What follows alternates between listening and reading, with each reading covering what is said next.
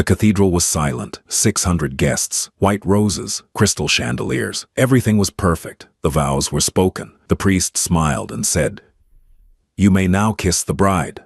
She leaned in. She tilted her chin. She closed her eyes. But he stepped back, in front of everyone. Then he leaned close to her ear and whispered, "My heart belongs to someone else." The first 3 rows heard it. A gasp rippled through the church. The bride stood frozen, lips still parted, bouquet trembling in her hands. He turned and walked away from the altar, but here's the thing. No one in that room knew the real reason behind those words, not even her.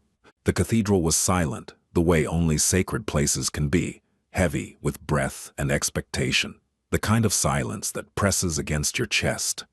600 guests filled the pews of St. Bartholomew's in Midtown Manhattan, draped in designer gowns and Italian wool, their faces arranged in careful expressions of admiration.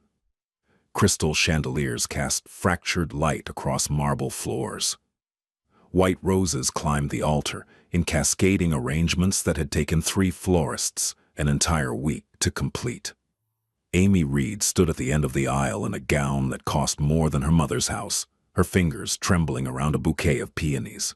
She was 24 years old. She was about to marry a man she had met exactly 3 times. Max Green waited at the altar. He stood the way he always stood, perfectly still, shoulders squared, a jaw set like it had been carved from something harder than bone. He was 34, tall, dark-haired, with the kind of face that women noticed and men instinctively feared. His eyes were the gray of winter storms, and they held the same warmth. The organ swelled. Amy walked. Her father's arm was rigid beneath her hand, his grip too tight, and she could feel the faint tremor in his wrist. He was afraid. Everyone in this cathedral was afraid of the man waiting at the end of this aisle, including the priest. The vows were spoken. Max's voice was low and steady, mechanical, as though he were reading terms of a contract. Amy's voice shook, but she made it through. She told herself this was enough. She told herself she could learn to live beside this man, in his world, behind his walls. And then the priest said, "Han, you may now kiss the bride." Amy turned to face him. She looked up into those storm-gray eyes and saw nothing. No warmth, no anticipation, no recognition that this moment was supposed to mean something. But she leaned in anyway. She rose slightly on her toes, tilted her chin, and moved toward his lips. Max pulled away, not subtly, not with a polite turn of the cheek. He stepped back, a full, deliberate step, and the space between them became a canyon. 600 people watched it happen. 600 pairs of eyes widened in unison. Then he leaned close to her ear, so close she could smell the cedar and smoke on his skin, and he whispered, "My heart belongs to someone else." His voice was barely audible, but in the acoustics of that cathedral, the words carried. The first 3 rows heard it clearly. What a gasp rippled outward like a stone dropped in still water. Amy didn't move. She stood there with her lips slightly parted, her bouquet clutched against her chest, and she felt something inside her crack, not break, not shatter, but crack, the way a foundation cracks before a building knows it's in trouble. Max turned from the altar and walked down the aisle. His men fell into step behind him like shadows. The reception would proceed. The marriage was legally binding, but everyone in that cathedral understood the same truth. This was an arrangement. Nothing more. The Green estate sat on 12 acres in the hills above the Hudson, a fortress of stone and iron disguised as a mansion. Amy arrived in the back of a black SUV, still in her wedding dress, and still wearing the diamond earrings Max's people had delivered to her hotel room that morning. A gift with no card. A housekeeper named Dolores met her at the door. She was a stout woman in her 60s with kind eyes and careful hands, and she led Amy through hallways that smelled of wood polish and old money. "Your room is this way, Mrs. Green." "My room," Amy repeated. "Yes, ma'am. Mr. Green's quarters are in the east wing." Separate wings. Amy almost laughed. She had expected distance, but this was architectural. The room was beautiful. Cream walls, a canopy bed, floor-to-ceiling windows overlooking the river, Her suitcases had already been placed near the closet. Someone had put fresh flowers on the nightstand. It was a lovely cage. She sat on the edge of the bed, still in her gown, and stared at her reflection in the window. The girl staring back looked like a stranger, someone wearing a costume, playing a role she hadn't rehearsed. There was a knock on the door. She expected Dolores, but when she opened it, Max stood there. He had changed into a dark shirt, sleeves rolled to the elbows, and for the first time she noticed the tattoo that climbed from his wrist and disappeared beneath the fabric. "I want to be clear about something," he said. No greeting, no apology. Just directness, like a blade. "You were clear enough at the altar," Amy said. She was surprised by the steadiness of her own voice. Something flickered in his eyes. Surprise, maybe, or something close to respect. "This marriage protects your family. Your father's debts are erased. Your brother stays out of prison. In return, you live here. You attend events with me when required. And you don't ask questions about my business. And what do you get?" "An image," he said flatly. "Stability. The appearance of a life that certain associates expect me to have." Amy studied him. Behind the coldness, behind the control, she thought she saw something else, a tiredness so deep it had settled into his bones. "You could have just told me this before the wedding," she said. "Before I stood in front of 600 people and was humiliated." "You're right," he said. Then he turned and walked away. No apology, no explanation, just the sound of his footsteps retreating down the hallway, steady and unhurried, the way a man walks when he has already decided he owes the world nothing. Amy closed the door and pressed her back against it. She breathed, in, out, in, out. She told herself she would not cry. She told herself that she'd survived worse, her mother's death, her father's gambling, her brother's arrest. She had survived all of it with her spine straight and her heart intact. She would survive this too. In the weeks that followed, Amy learned the rhythms of the green estate, the way a shipwrecked sailor learns the tides, carefully and out of necessity. Max left the house before dawn most mornings and returned late, sometimes not at all. When he was home, he occupied the east wing like a ghost, present but untouchable. They shared meals occasionally, sitting at opposite ends of a dining table built for 20, eating in silence while the staff moved around them like stagehands between scenes. Amy refused to dissolve into the furniture. She started in the kitchen. Dolores had been running the household for 11 years, and Amy could see the exhaustion in her. So Amy began helping, not because she was told to, but because she needed to be useful, needed to feel her hands doing something that mattered.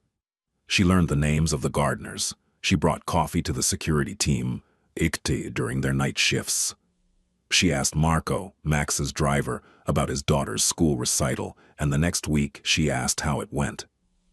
"Nobody asks us things like that," Marco told her one morning, his voice careful, as though kindness were a trap he'd learned to avoid in this world. "Maybe they should," Amy said. One evening she found Dolores crying in the pantry. Her grandson had been sick for weeks, and the medical bills were piling up. Amy sat with her on the floor between shelves of canned tomatoes and dried pasta, and she listened. The next morning, in she went to Max's study. He was behind his desk, phone pressed to his ear, speaking in low, clipped tones that made the air feel dangerous. When he saw her, he ended the call without a word to whoever was on the other end. "Dolores's grandson needs surgery," Amy said. "The family can't afford it. And she's worked for you for 11 years. She runs your house. She knows your secrets, and she's crying in the pantry because she can't pay for her grandson's medical bills." Max stared at her for a long moment. His expression didn't change, but something shifted behind his eyes, a recalculation, like a machine adjusting to unexpected input. "I'll handle it," he said. The surgery was scheduled within 48 hours. Top hospital. Best surgeon. Everything covered. Dolores wept when she found out. And she looked at Amy with an expression that said more than words ever could. Max never mentioned it again. But Amy noticed that later that week, he came to dinner on time. He even said good evening when he sat down. It was almost nothing. But in this house, almost nothing was everything. Amy found the photograph by accident. She had been looking for a book in the library, a real library, 2 stories high, with ladders on brass rails and first editions behind glass. She pulled a volume from a high shelf, and a photograph slipped out, drifting to the floor like a leaf. It was a woman. Dark hair, dark eyes, a smile so luminous it seemed to light the photograph from within. She was sitting on a park bench, laughing at something just outside the frame. And whoever had taken the picture had done so with the kind of attention that only comes from love. Amy turned the photograph over. On the back, in handwriting that was sharp and angular, Max's handwriting, she realized, were 2 words. Always Natalia. She put the photograph back, but the name stayed with her, lodged in her chest like a splinter. It was Marco who told her, eventually, not in one conversation but in fragments, offered cautiously over weeks. The way someone feeds a fire they're not sure they should be building. Natalia Sorvino. She had been Max's world. They met when he was 26, when he was still climbing, still hungry, still capable of softness. She was a teacher, elementary school, first graders, and she had no idea who he was when they first talked at a coffee shop in the village. She made him laugh. No one made Max Green laugh. They were together for 3 years. He was going to leave the organization for her. He had a plan, a timeline, an exit strategy. He was going to become someone worthy of her. Then, a rival family found out about her. Marco's voice went quiet when he reached this part of the story, and Amy understood that some details would never be spoken aloud. What she pieced together was this. Natalia was taken to send a message. Max got her back, but not in time. She died in a hospital 3 days later, and something in Max died with her. He blames himself, Marco said. He believes loving her is what killed her. And since then, he's made sure that no one gets close enough for it to happen again. Amy sat with this knowledge for days. She carried it carefully, the way you carry something fragile through a dark room. And she didn't bring it up with Max. She didn't try to discuss it, or analyze it, or offer comfort. She simply understood in a way that changed the shape of everything she saw. The coldness wasn't cruelty, it was armor. The distance wasn't indifference, it was fear. And the words he had whispered at the altar, "My heart belongs to someone else," were not a rejection of her. They were a confession of grief so deep. He had built his entire life around it. The shift didn't happen all at once. It happened the way dawn happens, so gradually that you can never identify the exact moment. The darkness becomes light. Max started noticing things, small things. The way Amy spoke to people, not with the performative kindness of someone trying to be liked, but with the genuine curiosity of someone who actually cared. And the way the house felt different since she arrived. Warmer somehow, as though she had changed the temperature of the air itself. He noticed that the staff smiled more, that Dolores hummed while she worked, that even his men, hardened, scarred men who had done things that would keep most people awake for the rest of their lives, softened slightly in Amy's presence. One evening, he came home earlier than usual and found her in the kitchen, teaching Marco's 12-year-old daughter to make empanadas. The girl was covered in flour, laughing so hard she could barely stand, and Amy was laughing with her, really laughing, the kind of unguarded joy that Max hadn't heard in his house in years. He stood in the doorway and watched. He didn't announce himself, he just stood there, and something inside his chest moved. A muscle that had been locked in place for so long, he'd forgotten it existed. "Mr. Green." The girl noticed him first and went rigid with fear. "It's fine," Max said. His voice was quieter than usual. "Continue." He walked away, but he didn't go to the East Wing. He went to the library, sat in the chair by the window, and stared at the river for a long time. The following week, he did something he hadn't done in years. He ate breakfast at the main table, not at his desk, not standing up in the kitchen at 5 in the morning, but at the table, at a normal hour, where Amy was already sitting with coffee and the newspaper. She looked up, surprised, and said nothing. She simply poured him a cup and slid it across the table. They ate in silence, but it was a different kind of silence. Not the cold, punishing silence of the early weeks, but something more like peace. "The garden looks different," he said after a while. "I asked Eduardo to plant herbs near the kitchen. I hope that's okay." "It's fine." Another silence. Then, "Dolores told me what you did for her grandson." "You're the one who paid for it," Amy said. "You're the one who noticed." It was the closest thing to a compliment he had ever given her. Amy held it carefully, the way she held everything in this house, gently and without expectation. The attack came on a Tuesday. Amy was returning from the city. She had started volunteering at a literacy program downtown, something Max's people had grudgingly approved after weeks of security assessments, when the SUV was cut off on the highway. Two black sedans, no plates, military precision. Marco reacted instantly. He threw the car into reverse, tires screaming, and radioed for backup. Amy was pushed to the floor. She heard gunshots, sharp, percussive sounds that punched through the air like fists, and the rear window shattered above her, raining glass into her hair. The backup arrived in 4 minutes. The sedans disappeared. No one was seriously hurt, though Marco had a graze on his shoulder that he refused to acknowledge. When they arrived at the estate, Max was standing in the driveway. His face was stone, but his hands were shaking. Amy had never seen his hands shake. He didn't speak to her immediately. He spoke to his men, rapid, commanding, dangerous. Orders were given, phone calls were made. The machinery of his world lurched into motion with terrifying efficiency. It was hours later, well past midnight, when he came to her room. She was sitting in the armchair by the window, a blanket around her shoulders, still picking glass from her hair. "Are you hurt?" His voice was tight, controlled, but beneath it was something raw. "I'm fine." "You're not fine. You have glass in your hair." "Then I'm mostly fine." He crossed the room and sat on the edge of her bed, closer to her than he had been since the altar. She could see the tension in his jaw, the way the muscle worked beneath the skin. He was furious, not at her, but at the situation, at the world, at the enemies who had dared to touch something that existed within his sphere of protection. "This is what I am," he said quietly. "This is the world I live in. People around me get hurt. People around me." He stopped. The sentence had a destination he couldn't reach. "I know what you're going to say," Amy said.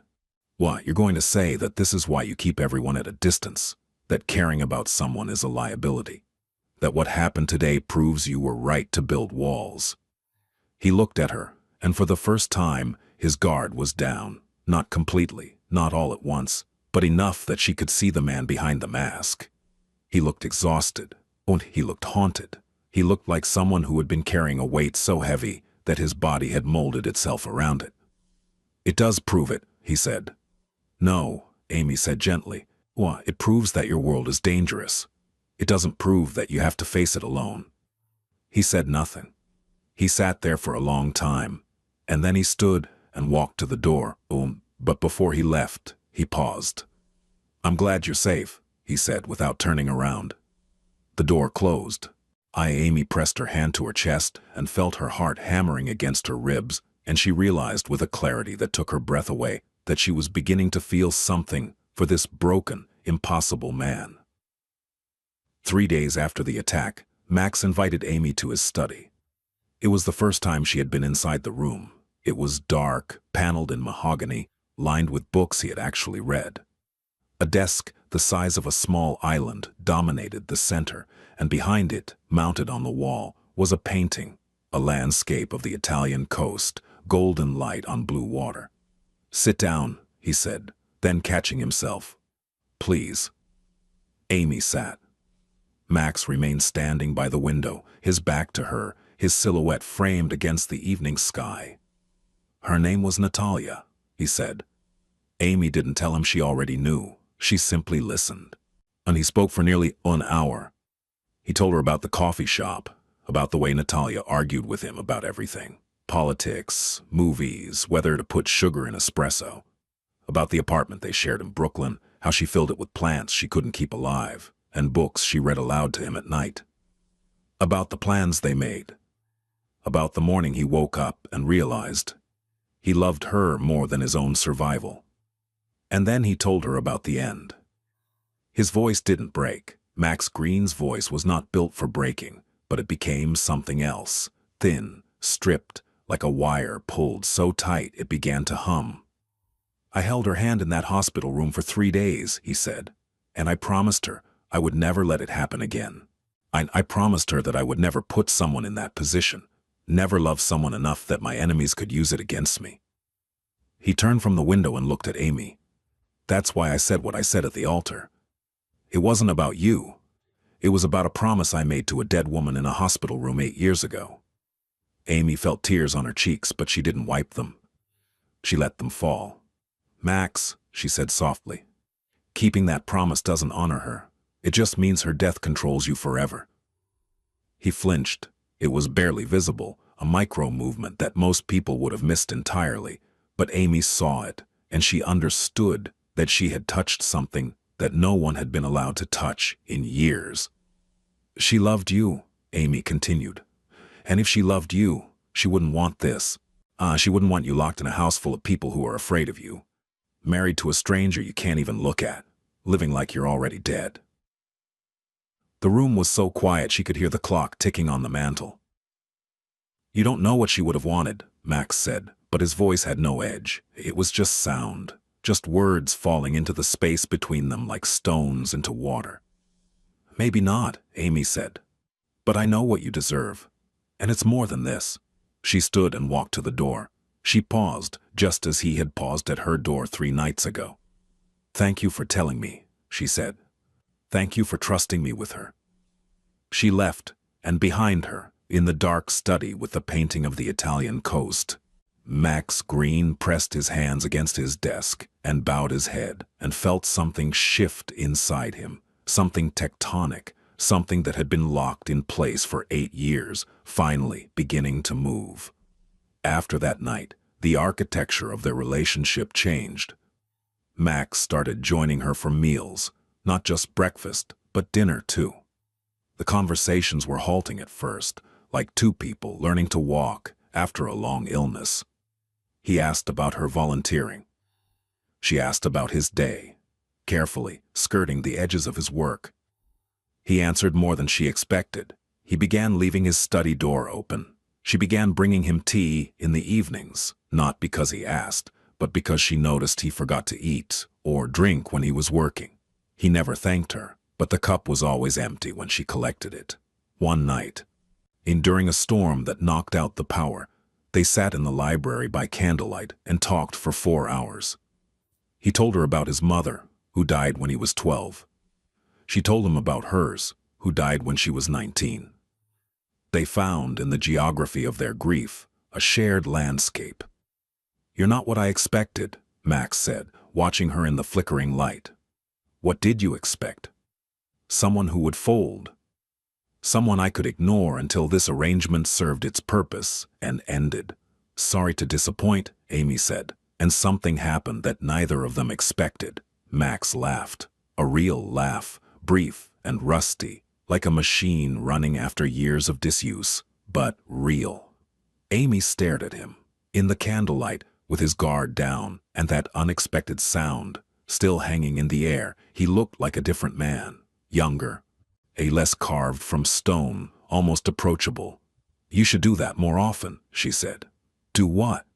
Laugh. It suits you. He looked away, but she caught the faintest trace of something on his face. Not quite a smile, but the memory of one, the blueprint of something that might, given enough time and courage, become the real thing. The power came back an hour later, but neither of them moved to turn on the lights. The crisis came without warning, as crises always do in Max's world. A federal investigation had been building for months. Wiretaps, informants, a grand jury assembling evidence behind closed doors. Max's lawyer delivered the news on a Friday afternoon. They were going to arrest several of his top men. The organization would survive, but the legal exposure was significant. What the lawyer didn't know, what no one knew except Max and a very small circle, was that the investigation had been accelerated by a leak from inside. Someone close, someone trusted. For 3 days, the estate was a war room. Max barely slept. Amy watched from the edges, bringing food that went uneaten, coffee that went cold. She could see him unraveling, not visibly, never visibly, but in the micro details. The way his sentences became shorter, the way his jaw tightened, until she could see the bones beneath his skin. On the third night, she found a document on the hallway floor, outside his study. It had been dropped by someone in a hurry, a printed email, heavily redacted, but with enough visible text for Amy to piece together the situation. The leak was pointing toward Dominic Kessler, Max's second-in-command, a man who had been with the organization for 15 years. Amy knew Dominic. He had been kind to her, one of the few who hadn't treated her like furniture. He had shown her photographs of his kids. He had told her that Max was a better man than he let anyone see. She also knew what happened to people in Max's world who were identified as Lex. She didn't sleep that night. She sat in her room and weighed what she was about to do. Understanding the risks, understanding that it could destroy everything. The fragile trust she had built with Max, the precarious safety of her position in this house, maybe even her life. In the morning, she went to Max's study. "Before you do anything about the leak," she said, "I need you to promise me something." His eyes were red-rimmed, dangerous. "I don't make promises. Make this one. Promise me you'll hear the full truth before you act. Promise me you'll look at this from every angle. Because I found something last night. And if I give it to you, and you react the way everyone expects you to react, someone might die who doesn't deserve to." Max studied her. The silence stretched until it became its own kind of sound. "You're protecting someone," he said. "I'm protecting you," she said, "from making a decision you can't take back." She told him about the document. She told him what she suspected, that the evidence against Dominic was planted, that someone else was behind the leak and was using it to eliminate a rival. She laid it out calmly, logically, with the quiet precision of someone who had spent her life solving problems that other people created. Max listened. When she finished, he picked up the phone and made 3 calls. Within hours, the truth emerged. The real leak was a lower-level operative named Salazar, who had been feeding information to the feds in exchange for a reduced sentence on unrelated charges. He had planted evidence against Dominic to cover his tracks. Dominic was cleared. The situation was handled. Late that night, Max found Amy in the garden. She was sitting on the bench near the herbs she had planted, wrapped in a coat, looking at the stars. "You risked everything today," he said. "It was the right thing to do. In my world, the right thing gets people killed. Then maybe your world needs better people in it." He sat beside her on the bench. It was the closest they had ever been, shoulder to shoulder, their breath visible in the cold air. For a long time, neither spoke. And then Max said very quietly, "I was wrong about you." "I know," Amy said, and for the second time he laughed. Softer this time, more real, and Amy felt the sound move through her like warmth, like sunlight finding its way through a crack in a wall that had stood for far too long. It happened on an ordinary evening. There was no crisis, no danger, no dramatic catalyst. Just a Tuesday in late autumn, the trees along the Hudson, burning gold and red, the air sharp with the promise of winter. Amy was in the library, reading. Max came in to find a book, or that was what he told himself. In truth, he had been finding reasons to be in whatever room she was in for weeks, circling her orbit like a planet drawn to a sun it had been trying to escape. She looked up when he entered. "The biography section is that way," she said, pointing toward the east wall. "How did you know I was looking for a biography?" "You always read biographies. You like knowing how other powerful men handled impossible situations." He stopped. "You pay attention." "It's hard not to," she said. You're an interesting person when you let yourself be. He sat down across from her. The chair was close, closer than the dining table, closer than the garden bench, close enough that he could see the flecks of gold in her brown eyes, the faint scar on her left temple from a childhood fall she had told him about during one of their long evenings. "Amy," he said. Her name in his mouth sounded different, heavier, more deliberate, as though he were testing its weight on his tongue for the first time. "Yes? I need to say something, and I need you to let me finish before you respond." She closed her book. "When I married you," he said, "I treated you like a transaction, an item on a ledger. I told myself that was all you could ever be, all anyone could ever be, because the alternative was too terrifying. The alternative meant opening a door I had welded shut 8 years ago and facing what was behind it." He paused. His hands were clasped together, the knuckles white, and Amy could see the effort this was costing him. The physical toll of vulnerability on a man who had built his entire identity on invulnerability. "But you," he shook his head slightly, as though arguing with himself. "You didn't accept the terms I set. You didn't shrink. You didn't become invisible. You walked into my house and you changed it. You changed the people in it. You changed—" Another pause, longer this time. "You changed me." Amy's throat tightened. She said nothing, exactly as he had asked. "I told you at the altar that my heart belonged to someone else, and for a long time that was true. Natalia had my heart, and I thought she would always have it, because keeping it with her meant I never had to risk losing it again." He looked at her then, really looked at her, with all his defenses stripped away, his gray eyes open and unguarded and terrified. "But I was wrong. My heart isn't in that hospital room anymore. It's not buried with her. It's been moving, slowly, stubbornly, the way everything moves in my world, and it's come to rest somewhere I never expected." His voice dropped to barely more than a whisper. "It's with you, Amy. My heart is with you, and I have no idea what to do with that, because the last time I loved someone, she died for it, and the thought of that happening to you is the only thing in this world that truly frightens me." The library was completely still. Even the house seemed to hold its breath. Amy stood. She crossed the space between them and knelt in front of his chair, placing her hands over his clenched fists. His hands were trembling. "Max," she said, "loving someone isn't what killed Natalia. Evil people killed Natalia, and hiding from love for the rest of your life doesn't make you safe. It just makes you lonely. I can't lose you," he said, and his voice cracked, finally, irrevocably cracked, and the sound was like a dam breaking, releasing 8 years of grief and guilt and terror into the space between them.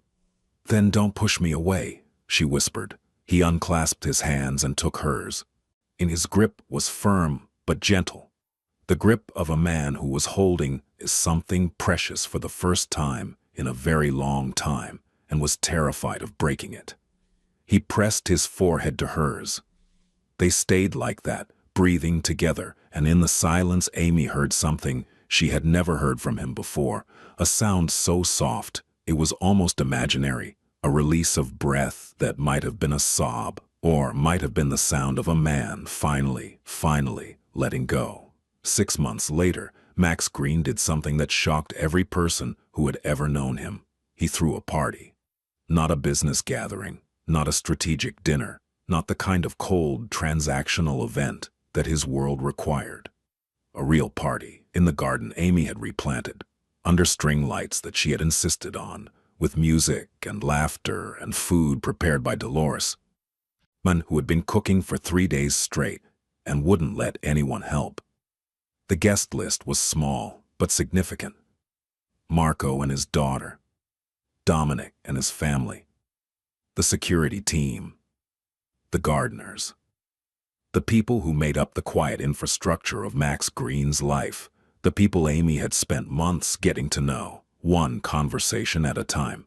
Max stood at the edge of the garden, watching. He was wearing a white shirt with the sleeves rolled up, no tie, no jacket, an outfit so casual it was practically a press release. Amy was across the garden, talking to Marco's daughter, who was demonstrating a dance she had learned at school. Amy was laughing again, that full, unguarded laugh that he had once heard from a doorway and felt move something inside his chest. Dominic approached him with a glass of whiskey. I've known you 17 years, Dominic said, and I have never seen you look like that. Like what? Like you're actually alive. Max took the whiskey but didn't drink it. He was watching Amy. She caught his eye across the garden and smiled at him, a private smile, the kind that contains entire conversations, and he felt it land in his chest like a key turning in a lock. Later, when the music was winding down and the candles were guttering in their holders, Max stood in the center of the garden and asked for everyone's attention. The conversations died away. Eyes turned toward him, cautious, curious, still carrying the residual wariness that came with being in Max Green's orbit. Amy stood near the rose bushes, watching him with an expression of surprise. "Most of you were at my wedding," Max said. His voice was steady, but Amy could hear the current running beneath it, the effort, the vulnerability. "And most of you saw what happened there. I made a choice that day to keep my heart locked away, because I believed that was the only way to survive in this world." He looked at Amy. "I was wrong." He crossed the garden and stood before her. The string lights cast a warm glow on his face, and for the first time, Amy saw no trace of the mask. No armor, no walls, no distance, just the man. "You walked into this house as a stranger," he said, "and you changed everything. You made this place a home. You gave these people," he gestured to the small crowd, "your kindness, your attention, your courage. You saved a man who didn't know he needed saving, and you did it without asking for anything in return." He took her hand. "I stood at an altar and told you that my heart belonged to someone else. Tonight, in front of everyone who matters to me, I want to say the truth." His voice dropped, but the garden was so quiet that every word was perfectly clear. "My heart belongs to you, Amy. It has for longer than I was willing to admit. And I am done being afraid of that." Amy looked up at him through tears that she didn't bother to hide. She placed her hand on his cheek, the first time she had touched his face, and felt the tension there, the years of control, begin to release. "It's about time," she said. He kissed her, in the garden, under the string lights, surrounded by the people who had watched their impossible story unfold. Max Green kissed his wife for the first time. It was not the kiss of a man fulfilling an obligation. It was the kiss of a man coming home. Dolores was the first to start clapping. Then Marco. Then everyone, a small eruption of applause and laughter, and a few tears. The sound of people witnessing something they had been told was impossible. Max Green loving someone. Max Green being loved. When they finally pulled apart, Amy leaned close to his ear, the same distance from which he had once whispered those devastating words at the altar, and she said, "Your heart is safe with me." And for the first time in 8 years, Max Green believed